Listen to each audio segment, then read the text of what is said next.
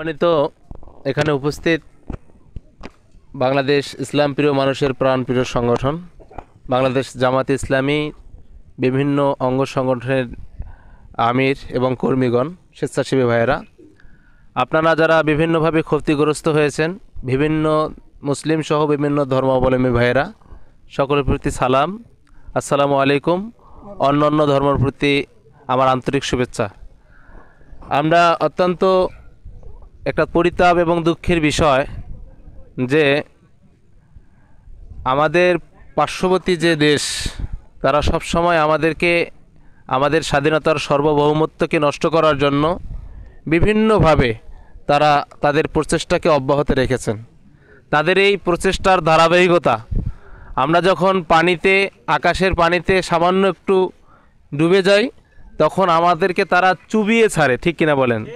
হ্যাঁ, আমরা আশা করি আমাদের প্রতিবেশী আমাদের সবসময় সহযোগিতা করবে, কিন্তু আমরা বাংলাদেশের মানুষ দুর্ভাগা, আমরা এমন একটা উগ্রবাদী দেশকে পেয়েছি যারা সব সময় তাদের পৃষ্ঠপোষকতায় বিভিন্নভাবে আমাদেরকে নির্যাতিত, নিপীড়িত, আমাদেরকে ক্ষতিগ্রস্তের মধ্যে ফেলে দেয়, ঠিক কিনা বলেন? এটা অত্যন্ত দুঃখের বিষয়। আমরা জানি না তাদের কবে জ্ঞান হবে, তারা কখন স্বাভাবিক অবস্থায় ফিরে আসবে। আমরা তাদের জন্য হেদায়েতের দোয়া করি, সকলে বলে আমিন। আমি আপনাদেরকে দীর্ঘক্ষণ কথা বলে আপনাদের সময় নষ্ট করব না, অনেকেই কথা বলেছেন, আরও বলতে পারে হয়তো। আমি আপনাদেরকে বলি, আমরা সামান্য কিছু ত্রাণ সামগ্রিক নিয়ে আপনাদের মাঝে উপস্থিত হয়েছি।